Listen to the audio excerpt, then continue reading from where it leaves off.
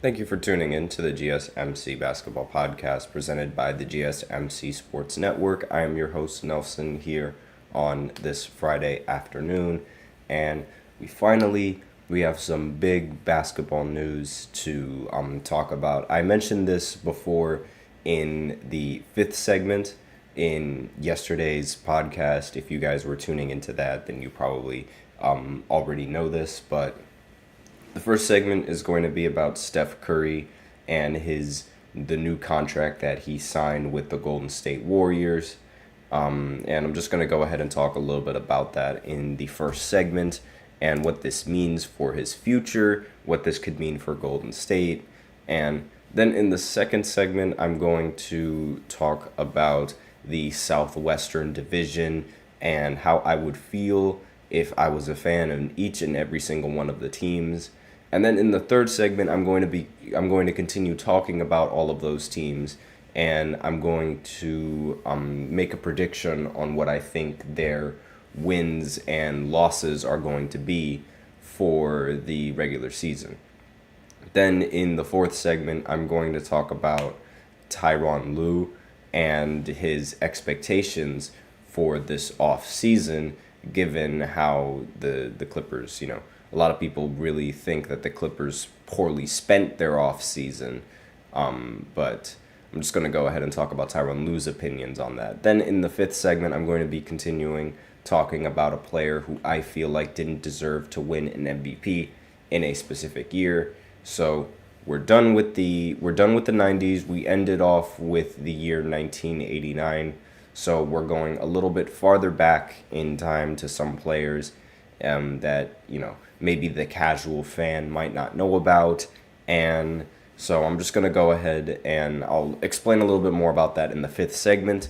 And before I begin, I'd like to remind everybody that we do love to hear what you guys have to say during the show, whether you have a hot take, something you've been dying to share, or just a burning question. We're all ears. The show is all about keeping the conversation lively and making sure that your voice is a part of the mix. And if you really want to make sure that your comment or question gets noticed, go ahead and use Super Chat. Just hit the $ below the chat box, send in your message, and it'll be guaranteed to get featured on the show. If Super Chat isn't really your thing, then you can always use the link displayed below in the ticker of every show segment, as well as the link displayed below in the description, gsmcpodcast.net, to really help the show. Either or, doesn't matter. Your comment or question will get recognized if you use either the link or if you use Super Chat. So with that out of the way, we can go right ahead and go into this first segment, which is going to be about Steph Curry and his huge contract with the Golden State Warriors. This makes him, once again, the most paid player in the NBA. And the contract is only for 2 years. It's only for 1 year, and it goes into the 2027 season. And he's going to be making it's a $62.6 million extension. So this is, the tweet according to Woj said Golden State Warriors star Steph Curry has agreed on a 1 year, $62.6 million extension that'll keep him under contract through the 2026-2027 NBA season. His agent, Jeff Austin of Octaga, told ESPN, Octaga, however you call it, I'm not entirely sure how you call it. Now, Curry, he has 2 years remaining on his contract, but he reportedly wanted to get an extension sometime by this summer. But the 36-year-old guard has $178 million guaranteed over the next 3 years over the deal with his contract. So Golden State, they may have wanted to extend him for a little bit longer, given how right now it doesn't seem like their championship window is as open as it was in previous years. So if considering how Steph Curry only signed for 1 year, it might be like a hint that he's going to try and abandon ship and maybe go join some other team in the offseason. in 2027 as opposed to re-signing with the Warriors in another contract. Like, excuse me, this is a lot of money to be paying for a specific player, and the Golden State Warriors are probably going to be heading way over the luxury tax if they want to be able to sign a bunch of good players, and if they want to be able to retain Steph, considering how much money he is making within these past few years, it's not going to be any easier to do that with the amount of money that he's going to be making. Now, NBA's over 38 rule per ESPN Bobby Marks means that the extension is limited to 1 year as a result of this rule. So, under the NBA collective bargaining agreement, teams cannot offer contracts lasting 4 or more years to players who are more than 38 years old or will turn 38 during the contract. So Steph Curry is going to turn 38 in 2026 at the start of the extension. So this is like the biggest reason why Steph couldn't sign a much larger contract with the Golden State Warriors. So it might not have been due to it might not have been because of loyalty issues. It might have just been because of rules. So there might not be anything for Warriors fans to worry about anyway. But obviously, if you can't retain your best player for several years, that's going to worry a lot of fans, especially if your team isn't really getting that much better as the years progress. And I understand that, Steph, you might think that, winning 4 championships, that's totally fine. That's enough. You can go about your career as being named as the best shooter in NBA history and having 4 championships to your name. But somebody like him and players like him, they want more. Like there's never not a chance, I guess you could say. There's always a chance. Like if you have Steph on the team, if Steph feels confident in his abilities, then he's always going to try to win. And if he feels confident that he's going to win, but if he was on a different team, then there would be nothing stopping him from picking up a contract from another team and winning over there. There would literally be nothing stopping him, since they only have him under contract for they've only added him under contract for 1 more year due to this rule. So Curry, again, he spent his entire career with the Golden State Warriors after being drafted in 2009. And Golden State said he wanted to be, Curry has said that he's wanted to be a Warrior for life. But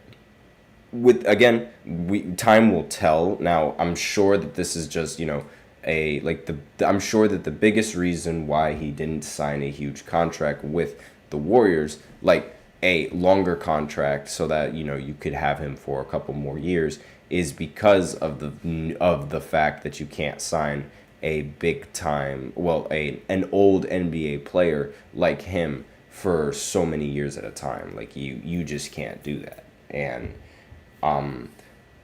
at least, according to that rule. Now, let me know in the comments what you guys think of that rule. Do you think that rule is just a bunch of bogus? Would you rather see that rule removed? Would you rather see Steph Curry on a completely different team? Would you rather like to see Steph maybe pair up with some other players? Would you mind seeing Steph take a pay cut? Do you want to see Steph stay back on the Warriors and try to win another ring for Golden State? There's so many options that he's going to be able to have once he becomes a free agent in 2027. So let me know in the comments exactly what you think will happen. Now, the big question now, I guess, is if the Warriors even have a chance in winning anything for this year, which I think is an extremely far-fetched idea. And it's probably going to be down to Steve Kerr and his rotations and, just being a much better coach with his lineup than he was in the definitely was in Team USA. Jesus Christ, like don't even get me started with that. But again, it's like you have Steph Curry for a couple more years. You have to figure out how to make the best possible lineup for him, and how to manage him for as long as you have him. Now, he again, we know that he recently removed Warriors from his Instagram bio, and he seemed like he is going to be trying to join LeBron, which is always like a scare for the Warriors, and now it's all the more possible. But like the fact that given the fact that he only extended for 1 year, this makes it even more possible. So his extension is technically a 3-year deal, because the 2 pre-existing years plus the $62 million for 2026 and 2027. So this is the longest contract he could sign for with the Golden State Warriors, and this is all because of that over 38 rule. Now, for a player with over 10 years of experience, the max salary is $49.2 million, to put it in perspective. So Curry is going to earn more than that for this season at $55.8 million. And again, that is a huge amount of money to be paying. Now, when a player with full bird rights re-signs with a team, they can get up to the league or personal max 105% of the prior salary cap. And Curry has been earning for a long time with the Warriors, and is earning about $6.6 million above the league max. Now, the most a player can extend for is 140% of their expiring salary, but 83.4% is way over the league and personal maxes. So he's limited to 105%, but I mean, big deal. Like, big deal. And this is why his extension is going to be for $62.6 million in 2026 and 2027. So just a little bit of context on why Steph was paid the amount he was paid, in case any of you guys have questions. If you have any more questions, I'll do my best to answer those in the comments, both live as well as the comments that I get later when I upload these segments. So with this out of the way, we can go ahead and go into a break, and then start our second segment, where I talk about the Southwestern Conference teams, and how I feel about them going into this next season, if I was a fan of either one of these teams. So I'll be right back after this short break, so be sure to stay tuned. I feel like I'm losing my mind. Is everybody in the world blind? Please, Lord, give me a sign, a sign. I feel like I'm losing my mind. Is everybody in the world blind? Please, Lord, give me a sign, a sign. I wanna be the greatest. Everybody on the fake shit. I look around and feel like everybody is the fakest. I make this every day and I'm impatient, hoping one day I blow up from the basement. Statement, the top is so vacant. I don't hear shit that I think is amazing. Waiting for my day when I'm playing sold out shows for 1,000 faces. Hey, give me that crown, get in my way and to be put down. It ain't your place, all this my town. If I want that shit, then I'll get it right now. I'm losing it, the noose it fits, some losing shit, a stupid myth. You choose to live or choose to dip, you choose to fight or lose your grip and lose a gift. Oh. I feel like I'm losing my mind. Is everybody in the world blind? Please, Lord, give me a sign, a sign. I feel like I'm losing my mind. Is everybody in the world blind? And we are back with the second segment of the GSMC Basketball Podcast, presented by the GSMC Sports Network. And in this second segment, I'm going to be talking about the Southwestern Division, how I would feel if I was a fan of these teams, how I would feel going into this season, and what to expect going into this season. What are my highs? What are my lows? All of the, all the important stuff that you might need to know going into the season. And Before I begin, though, I do like to remind everybody that we do love to hear what you guys have to say during the show. Whether you have a burning question, a hot take for the game, or something that you've been dying to say, we're all ears. This show is about keeping the conversation lively and making sure that your voice is part of the mix. And if you really want your comment or question to get noticed, then you can go ahead and use the super chat feature, and just click the $ below the chat box, and you can send in your message that way, and it really helps the show, and you'll definitely be able to hear from the message like live during the show. It'll definitely get mentioned, and if super chat isn't really your thing, you can always use the link displayed below the ticker, gsmcpodcast.net, and send in your comment that way, and send in your donation that way as well. And it really helps the show. Again, makes it much more interactive between myself and you guys. Once again, you can either use the super chat or you could use the link displayed below the ticker on the show segment. So with that out of the way, we can go right ahead and start with this segment, which is going to be talking about all of the teams in the Southwestern Division, how I should feel about how I would feel about these teams if I was a fan of these teams, how I would feel going into the next season, what to expect, what not to expect, and just the important stuff to note. Like, I've been doing this for a majority of the teams in each of their respective divisions. So this one, I believe this is the final division, but if I missed one, I'll quickly go ahead and cover that one in the next podcast. But anyways, we're going to go ahead and talk about these teams. Now, these teams are a little bit mixed. There's not really many successful teams. Like, actually, I can't really say that it's mixed, honestly. Like, the only successful team that was on this that's on this list is the Dallas Mavericks, and even then they finished the regular season at the number 5 seed. But aside from finishing the regular season at the 5th seed, they finished arguably the second best in the entire postseason. They lost in the NBA Finals to the Boston Celtics, and they lost in 5 games. Obviously, that was it was a little bit embarrassing. Kyrie didn't really play that well. Luka Doncic played about as well as he possibly could.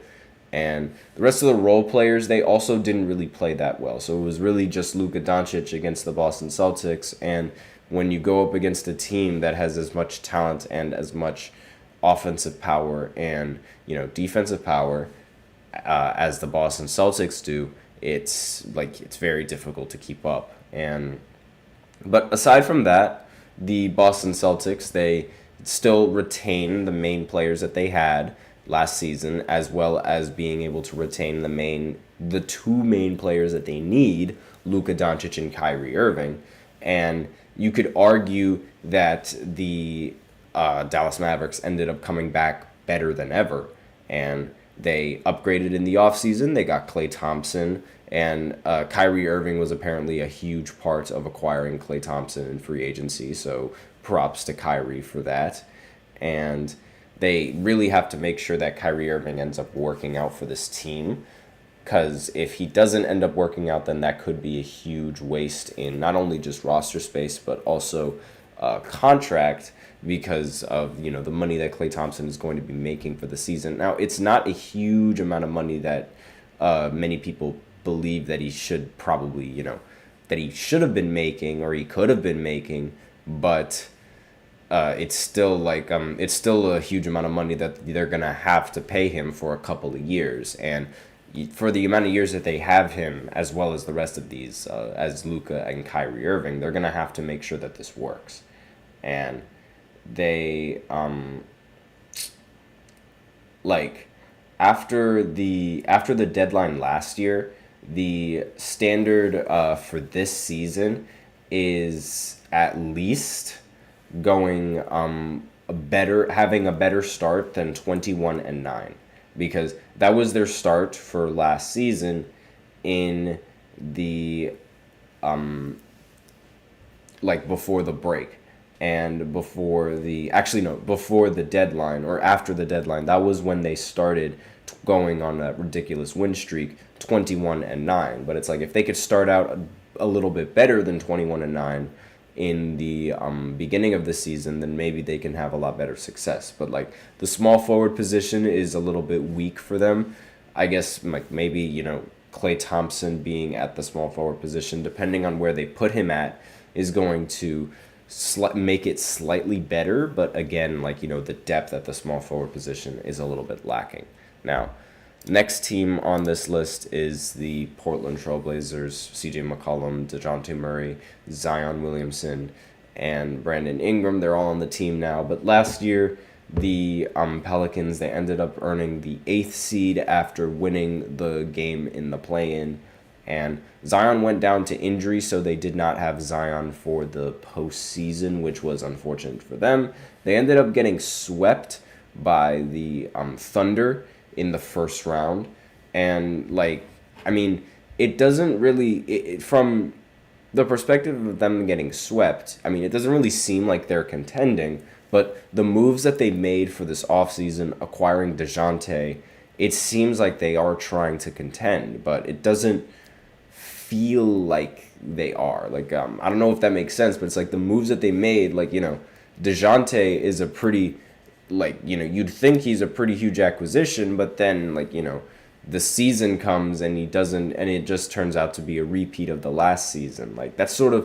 That's really the vibe that you get from this team. You don't feel like there's immediate change, I don't think. Zion is 24, Brandon Ingram is 26, and they realistically, with those ages, with the ages that they have and the amount of experience that they have in the league, they can't be up next anymore with the current roster that they have. They can't really contend with Brandon Ingram. It doesn't seem like he's going to be a long-term, in any of the long-term plans for their contending seasons. And, it seems like things would need to change. And, which is why I'm, a little bit surprised that they did not end up trading Brandon Ingram in one of these trades to maybe try to acquire someone else. It is a little bit surprising to me, but, aside from that, you can't really complain about having it's a really weird spot where Brandon Ingram is right now, because it's you can't complain about having him on the roster, but at the same time, is he really doing much for your roster? That still is left to be desired, I guess you could say. And it's you can't really answer that question as of right now. So next team on the list is the Houston Rockets. They were the 11th seed in the Western Conference last season. They were more on a rebuilding aspect of the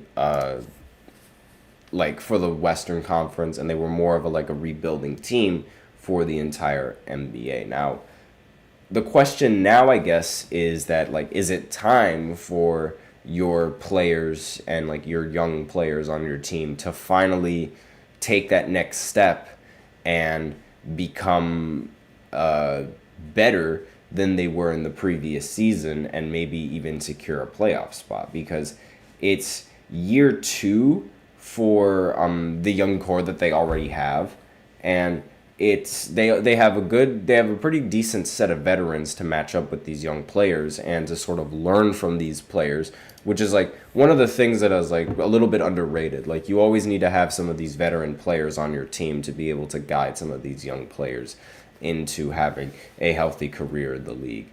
And the play-in is most likely going to be a battle for this team and any other team that they match up against. And that's really that leaves things to be in question. Is Sengun going to be able to be that guy? And I'm not really sure if he's going to be able to do that unless he develops a 3-point shot. Because if he develops that, then it's a game over for the rest of the league. And it's the rest of the players. Dylan Brooks, I'm not a big fan of him, but he's increased his scoring lately, so maybe he can do it again for this season. Fred VanVleet, I mentioned he was one of the league's more underrated players. I still stand by that opinion, and do think that he is a pretty decent player in the NBA. And again, I think he's underrated. But we do have to see how they perform in this incredibly competitive Western Conference. Most of the league's best players come from the Western Conference and are in the Western Conference right now. And they're playing in the Western Conference. So it's like the competition did not get much easier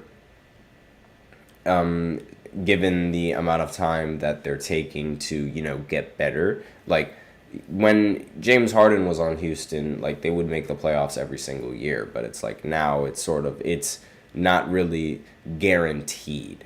And that's obviously, that's what you get when you lose prime Harden. But that was going to be bound to happen anyway. Next team on this list is the Memphis Grizzlies. Now, they were the 13th seed in last season, but a huge reason why they were such a low seed is because for a majority of the year they did not have Ja Morant. They had him for a little bit when he returned from his suspension, but then he got injured. So they didn't have him for a majority of the last year, which was not an exciting thing for Memphis. That's the reason. That's part of the reason why they were a 13th seed. So honestly, a lot of teams and a lot of people and a lot of fans, they're probably going to be a little bit on the low, I guess. Not really on the low, but on the ill-informed side of Memphis, and they're really they're not going to expect much coming from them this season. But excuse me. I mean, with Ja Morant on the team, I feel like that changes a lot for not only just the team's morale, but also the team's ability to win. I think it changes it a lot more than a lot of than a lot of players think and a lot of other fans really think. Again, he only played 9 games last season, which is, again, it's not a lot of games in the slightest at all.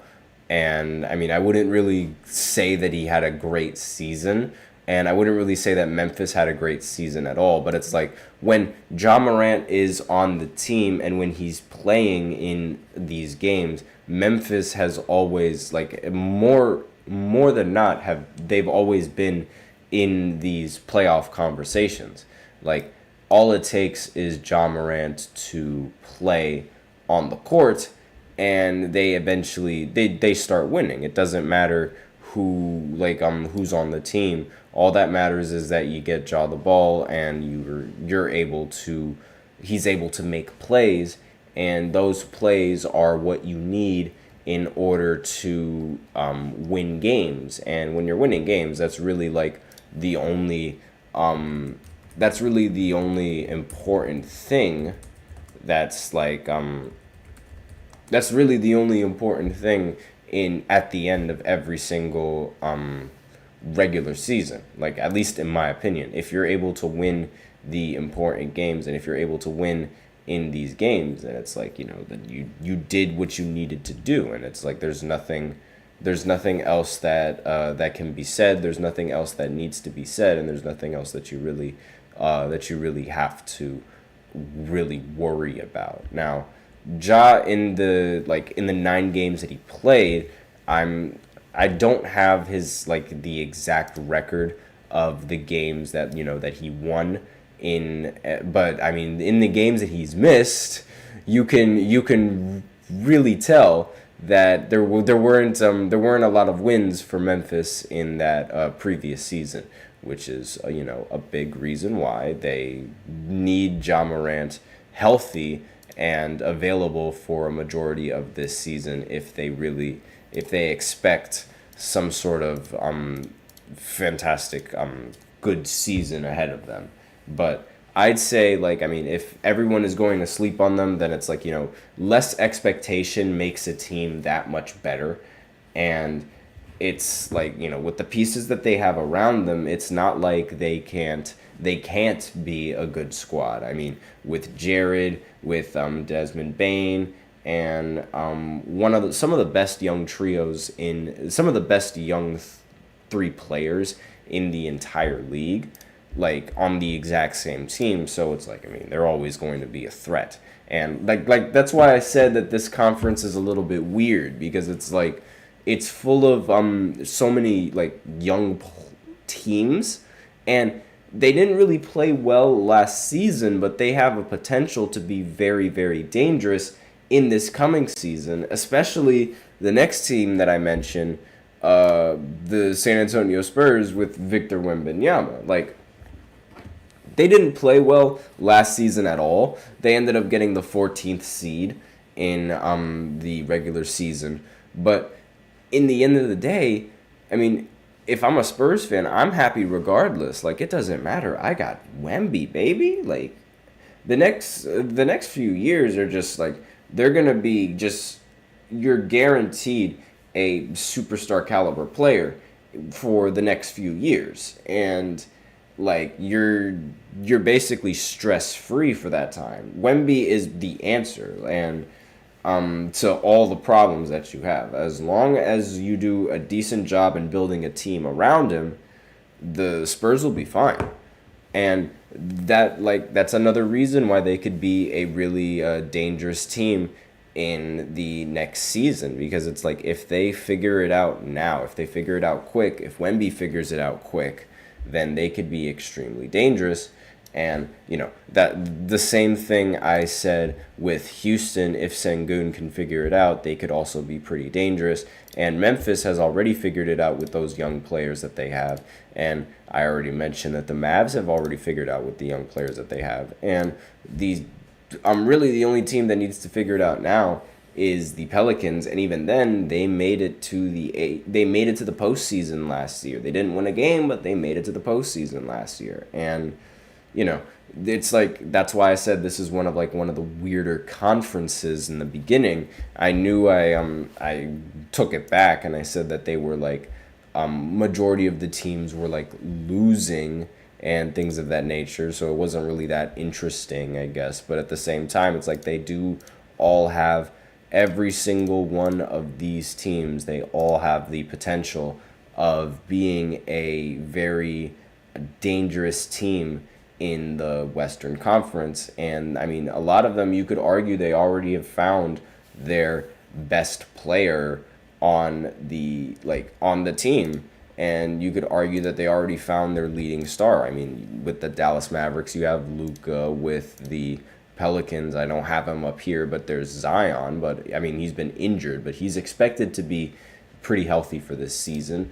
And then for Houston, you have Sengun for the future. Here you have Ja. And for San Antonio, you have Victor Wembanyama. Every single one of these players, they all have the potential of being the number one option, and they all have a shot of winning an NBA championship in either the near future or in the future. So it's like, anything can happen with a lot of these teams. And speaking of anything can happen with a lot of these teams, next thing that I'm going to do is, after this break, I'm going to go ahead and do a prediction of these teams and what their win-loss record is going to be. So I'm going to talk about every single one of these teams, and I'm going to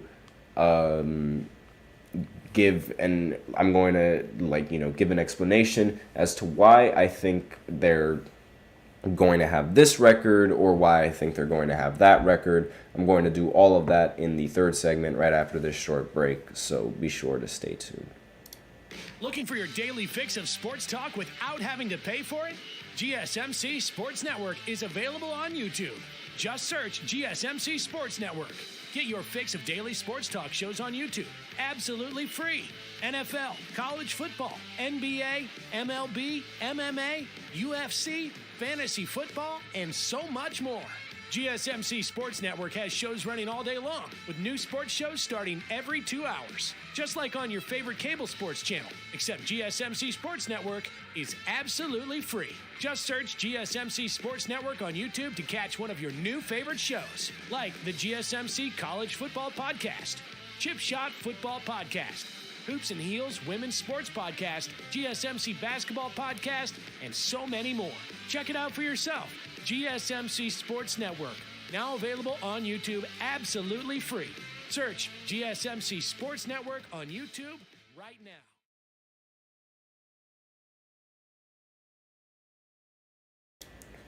And we are back with the third segment of the GSMC Basketball Podcast presented by the GSMC Sports Network. And in this third segment, I'm going to be talking about the same division that I was talking about in the last segment. So the same teams I'm going to go over. But this time I'm going to be talking about what I think their win-loss record is going to be going into the next season. So let's go ahead and start off with the Dallas Mavericks again. So like I said before, it's the same team, so I might as well go ahead in the same order. If you want more details about these about this team and like what they did last season, you can go ahead and if you're on the audio side, you can go back to the last segment, or if you're on the video side, you could, if you're watching this from the live stream, you can just rewind over to that second segment, or you can, if you're watching this from the, like just on a video, then you can go back to, like you can go scroll to the basketball playlist, the GSMC Basketball Podcast playlist, and then you can find the Southwestern Division, you can find the Southwestern Division like opinions that I have of the team and where they were last season and what I think they're going to do this coming season. But aside from that, the Mavericks, I think they're going to finish this season with a record of 51 and 31. I have my notes up here with like all the records that to all these teams that I think, like, so, like, let me just go ahead and pull that up real quick. Just give me 1 second. So, I also have an article pulled up as well, like, that has a couple of stats, but, yeah, so I think the Mavericks last season, they went 50 and 32, but I think for this season, they're going to win one extra game and they're going to go 51 and 31. And like they came off of a very unexpected trip to the finals. So I think they're like they're going to feel pretty confident about their spot in the NBA right now for this season. Not to mention the fact that they acquired Klay Thompson for the regular season. I think that they'll be able to still be like Kyrie and Luka. I think they'll still be proven to be a very dynamic force in the NBA. And I think they're going to be a problem against every single team like that they go up against. Like it doesn't matter who they go up against, they're going to be putting every single team on notice. And I think that's a pretty respectable record to give them. Let me know in the comments if you guys think that I'm being a little bit generous of these guys. If you guys think that I would, that they may be a little bit better than this record. Do you think they might be a little bit worse than this record? Let me know what you guys think about this in the comments, but let me just go ahead and pull up the next team. So the Pelicans, now this was a little bit of a weird team for me to do because, again, like I mentioned before, they do have a very interesting lineup with CJ, DeJounte, and having Zion and Brandon Ingram as well. But it's really it's like you have to sort of get this lineup to work, and figuring out how to get the lineup to work in the first year is going to be a lot to ask, especially in this incredibly top-heavy Western Conference, not to mention just how competitive their division is already. And wait a minute. So I just got a tweet from, Woes just tweeted something. So I'm just going to go ahead and go into a breaking news segment real quick. So just give me 1 second.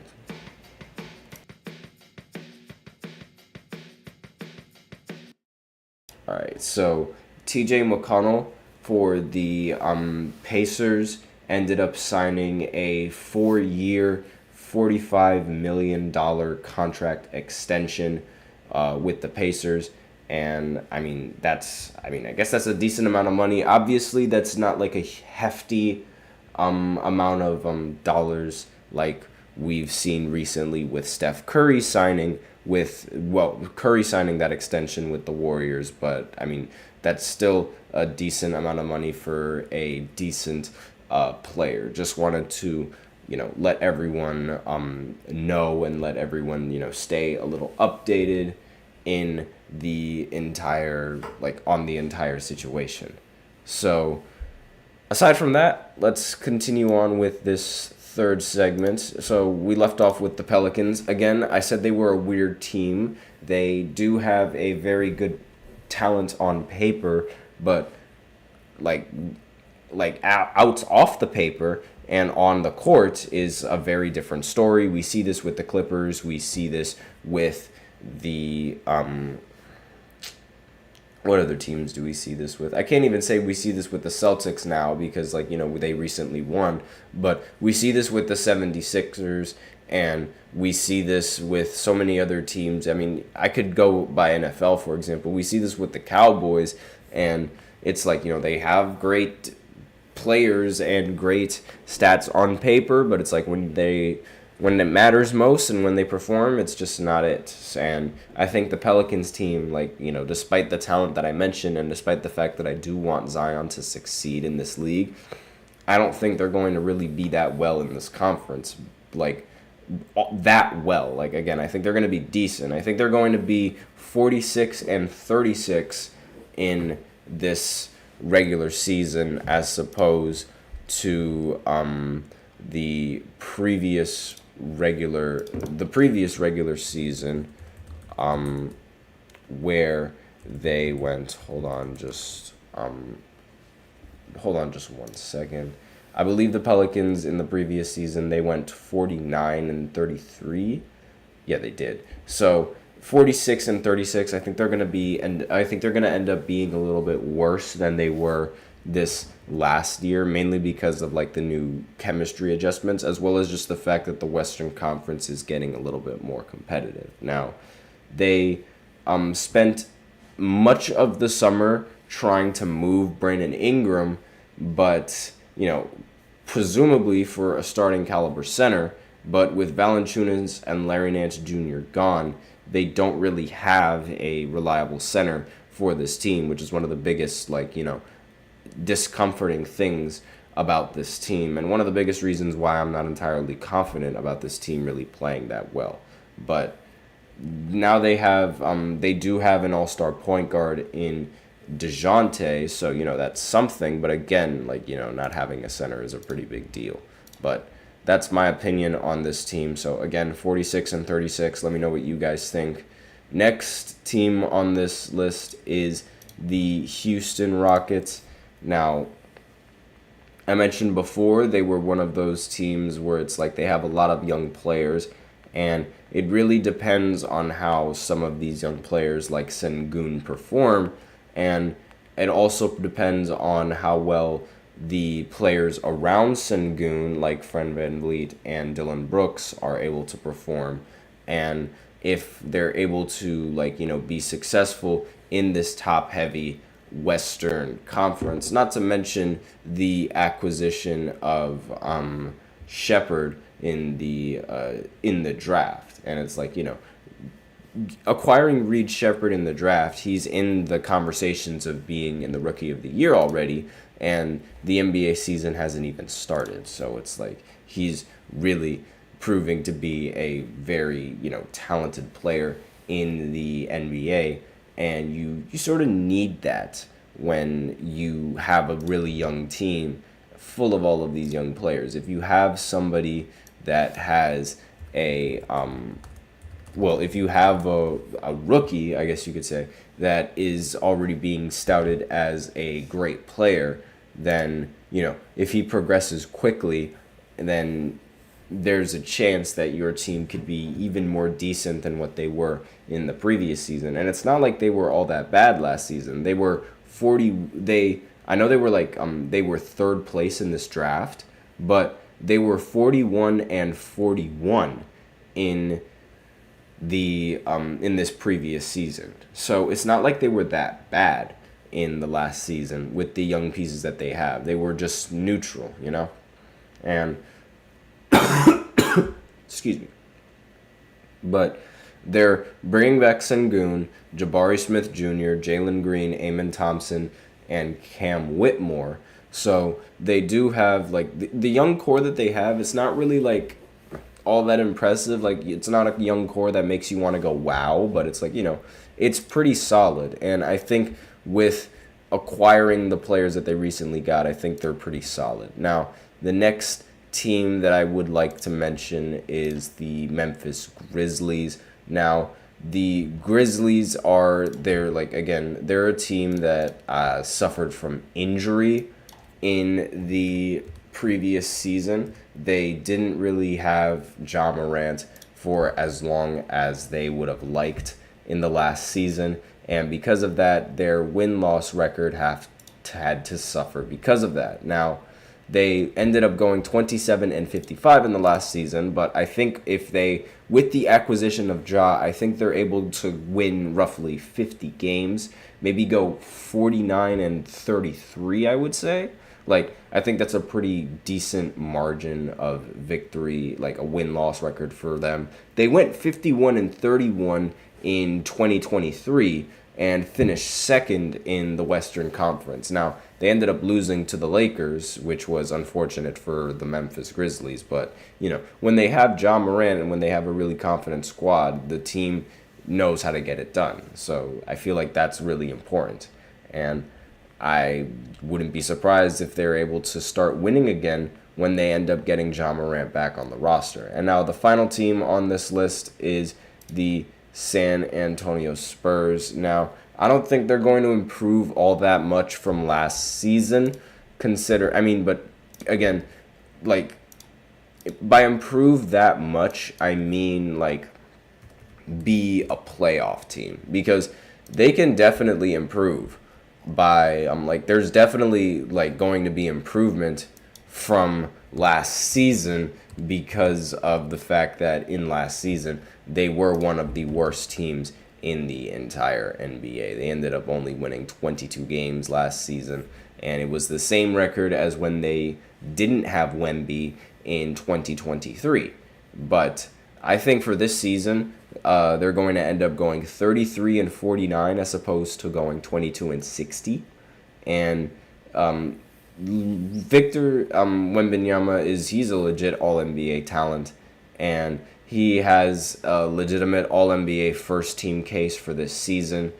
And if they can generate a really nice roster around Victor, they can be a very solid team. Now, that's just a prediction. They could be even better than the record that I just said, or they could be even worse. That's entirely up to them, because, I got no control over that stuff. But, let me know in the comments what you think is in store for these teams. But aside from that, we're going to go ahead and go into the fourth segment, where I talk about some basketball news, primarily talking about Tyronn Lue and his anticipations for the Clippers for next season. So I'll be right back after this short break.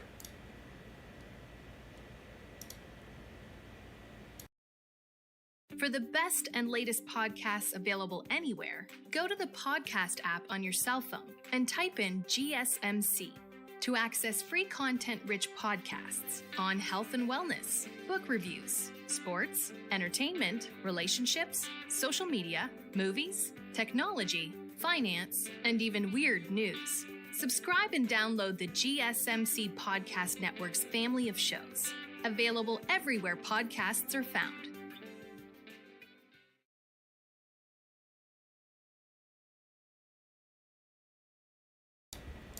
And we are back with the fourth segment of the GSMC Basketball Podcast, presented by the GSMC Sports Network. And in this fourth segment, I'm going to go ahead and talk about the Clippers and how Tyronn Lue, quote, can't wait to prove people wrong about the Clippers. So just going to go ahead and, briefly explain like what the Clippers have been going through in this off season. So recently they've lost Paul George, and now the duo of Kawhi Leonard and Paul George has ended. It was disappointing. It was arguably one of the worst trades in NBA history. The trade, that sent Paul George to the Clippers is probably the worst trade in NBA history now. And looking back on it, now the Thunder have been able to acquire several talented players, and they have more talented players incoming in future drafts. But aside from that, the Clippers, again, they're in a very, very bad situation. This is the first time since acquiring Paul George in 2019 where they don't have any hopes.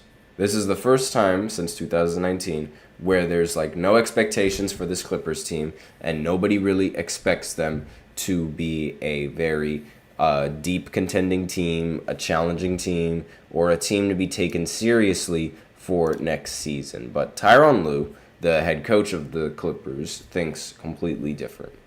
And the Clippers head coach Tyronn Lue has said, quote, "When you lose a guy of Paul George's stature, instantly people think, oh, they can't win or they're not going to be competitive."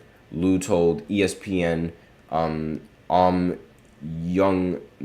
Misuk, excuse me if I botched that name, but that just challenges me even more. Okay, people are counting us out, or people don't think we're going to be good. That right there just gives me an extra dose of motivation. I can't wait to prove everyone wrong. This is what he said. Now, it's been less than 8 months since the Clippers were the favorites to win in the entire Western Conference, believe it or not. Like, the Clippers at a time, when they got James Harden and, when Kawhi and Paul George, they were all playing together, they were, and even Russell Westbrook at a point, they were the favorites to win the Western Conference. And I think at one point they might have been co-favorites with the Boston Celtics to win it all. But it wasn't like they weren't that good last season, because they were the favorite at one point. It's just they fell off last season. Like, they started losing a bunch of games towards the end of the season, and that carried over into the postseason, into the series with the Dallas Mavericks, and that was it for them. And then they lost to Dallas in the first round. That was the first time that Dallas had ever beaten the Clippers in the postseason, and that caused Paul George to just be like, bye. But aside from, the losing consistently, or losing pretty often towards the end of the season, in the middle of the season when they were the favorites, they were on a 20-4 winning losing streak, and they looked very, very good. But a lot has happened since then, and besides losing Russell Westbrook and Paul George, they're following their first round loss, they sort of had to sit at home and watch younger teams like the Timberwolves, Thunder, and the Mavericks grow in confidence in the postseason, where they sort of sit in the same level of mediocrity that they had before they acquired Kawhi Leonard. It should be noted that when Kawhi Leonard plays, the Clippers have not gone nearly as far as they get when he doesn't play. I think that should be noted. Kawhi Leonard did not play in the season, or in the postseason, I should say, when the Clippers ended up going to the Western Conference Finals. That was all Paul George. And Kawhi, he always gets put on these good teams, and it's pretty interesting how he gets a lot of the credit despite the fact that he doesn't deserve it. But all of those teams, they are probably going to be all the teams that I mentioned, the Timberwolves, the Thunder, and the Mavs, they're probably going to be a little bit better than they were last season. Again, time will tell, but I'm pretty sure they're going to be even better. And besides the other powerhouses, the Clippers, they also have to contend with the Nuggets, the Suns, the Kings, the Lakers, the Warriors, and also Ja Morant as the Grizzlies end up returning. And maybe even the Houston Rockets, who I mentioned before, could have a breakout season. But Lue, for some reason, he still thinks that this team has a chance, which is still kind of interesting. Let me know in the comments what you guys think of this. And for the simple fact that we are short on time, I'm going to end this segment a little bit earlier than I normally would. And I'm going to go ahead and go into the final segment where I talk about an NBA player who I feel like doesn't deserve to win the MVP in a specific year. So I'll be right back after this short break. So be sure to stay tuned for that.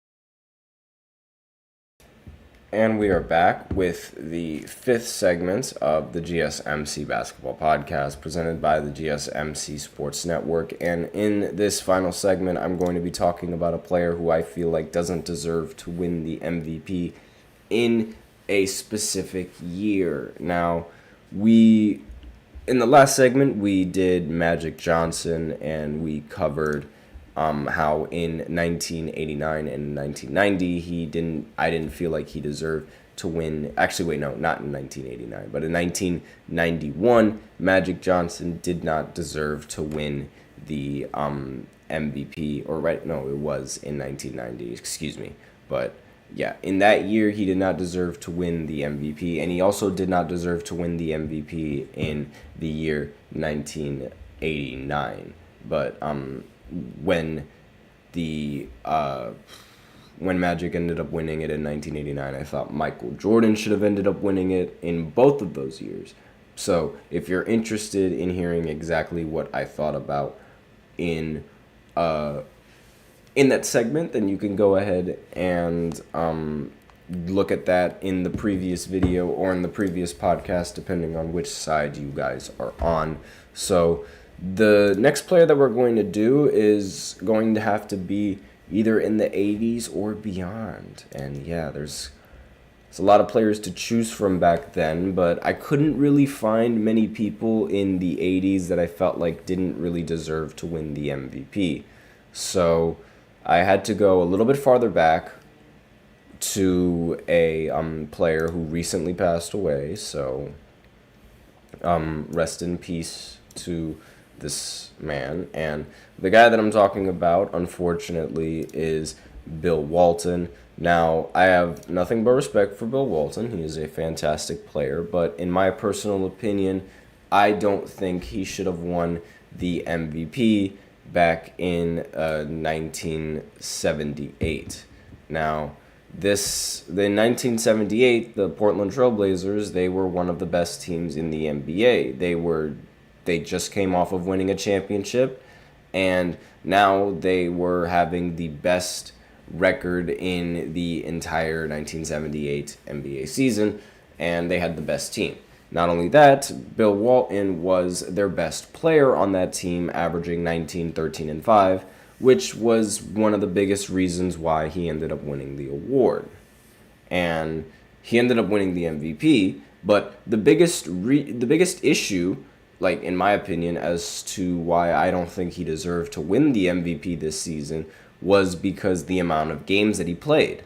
In this season, Bill Walton ended up missing 24 games because of injury, which is, out of his control, but still, he missed 24 games, which was the most missed games by a player who won the MVP in NBA history.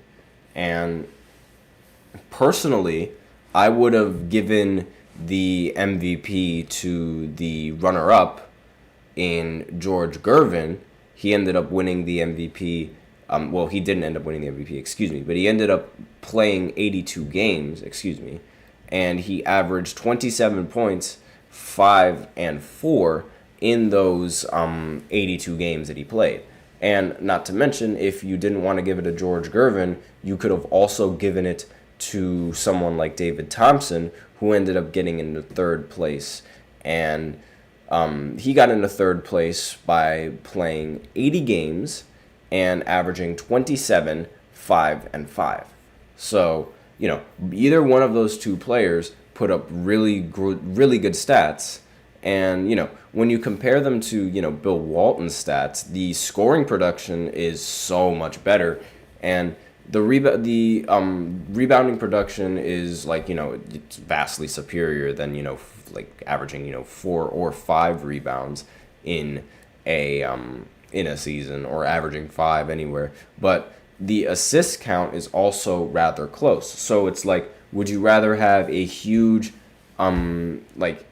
take in scoring and production and availability, or would you rather have a huge production in rebounding? And it didn't even matter that Bill Walton wasn't even seeing the court, because despite missing 24 games, the team was still able to be one of the best teams in the entire Western Conference. So it's not like they were, losing anything in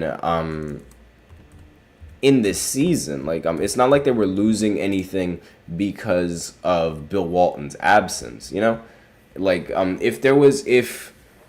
let's say, for example, if the Blazers, if they weren't one of the best teams in the NBA that season, and let's say they were one of the maybe 4-seeded teams, because the maybe not even a 4 seed, but maybe they were like a 3rd seed because their best player ended up missing maybe 10 or so games, and in every single one of those games, or in maybe just one of those games, they ended up winning. Maybe in just one of those games they ended up winning, but in the rest of the 9 they ended up losing. Then I would completely understand, wanting to.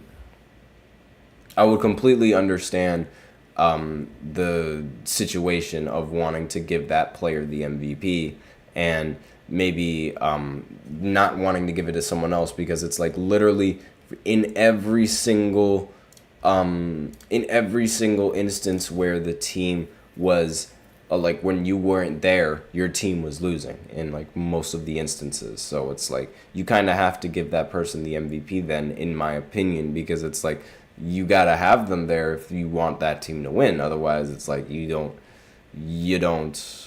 have a shot. Obviously, I think record counts, and I think availability counts as well, which is another reason why I think Bill Walton doesn't really deserve this MVP as opposed to any of those other players that I mentioned before, because again, production, it still matters. And again, the Blazers, they were one of the better teams that year. So it's you didn't even need him in some of these, in the 20 games that he missed. I didn't pull up the entirety of the season, so I can't really tell how many games that he missed resulted into losses. But I mean, again, the team won 58 games that season. I think you're okay with being the number. I think you're okay with missing a couple of games and being in the number 1 seed. I don't think I need to go and do a little deep dive into that. But I mean, I don't know, maybe I do. Let me know in the comments if you'd like me to. But again, the I would much rather have those two players as the MVP. Either, that's just, me personally, either George Gervin or David Thompson. And most of the time back in the day, centers would win the MVP because a lot of times, they're viewed as like the most important position and the best position to play in the NBA, and the better position that you like. If you wanted to win, you needed a center back in the day. So it was like that was the position back then. And you could argue that it's sort of swinging back and it's coming back, and because previously a center in this previous decade, a center has won, or a big man has won an MVP every single time. Giannis has won the MVP, and then right after that, Nikola Jokic ended up winning the MVP, and then Joel Embiid won it that one year, and then Jokic is winning it again. And we might want to say that the guards have expanded, and they've been the guard play has expanded, but like the centers, they've sort of reclaimed their dominance in winning most valuable player awards. But aside from that, let me know in the comments what you think of this. Do you think he deserves the award? Do you think he doesn't deserve the award? Again, my condolences go out to him and his family and things of that nature, but I personally don't think he deserved this MVP. But let me know in the comments what you guys think of my opinion, and what you guys think of that little debate right there. Thank you so much for tuning in to the GSMC Basketball Podcast, presented by the GSMC Sports Network. Your support means a lot to us, so remember to subscribe to the show, leave a positive review. It really does make a difference. We also invite you to follow us on Facebook, Twitter, TikTok, and Instagram for more content and updates. As usual, please remember to use the link in the description to get your comments recognized, or you could use Super Chat. Just hit the $sign below the chat box and send in your message. It's guaranteed to get featured on the show. It's a great way to support our channel as well. And again, like I said before, if Super Chat isn't really your thing, you can always use the link displayed below the ticker on every show segment, gsmcpodcast.net. Really helps the show, makes it much more interactive between myself and you guys. That's all I have for you today on this show. Thank you so much for tuning in. I am your host, Nelson, and as always, take care.